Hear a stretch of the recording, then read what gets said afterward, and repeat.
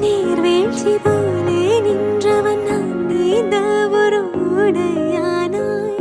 வான் முட்டும் மலையை போன்றவன் நான் ஆட ஒரு மேடையானாய்.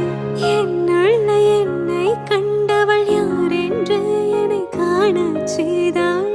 கேளாமல் நெஞ்சை கொய்தவள் சிற்பம் செய்து கையில்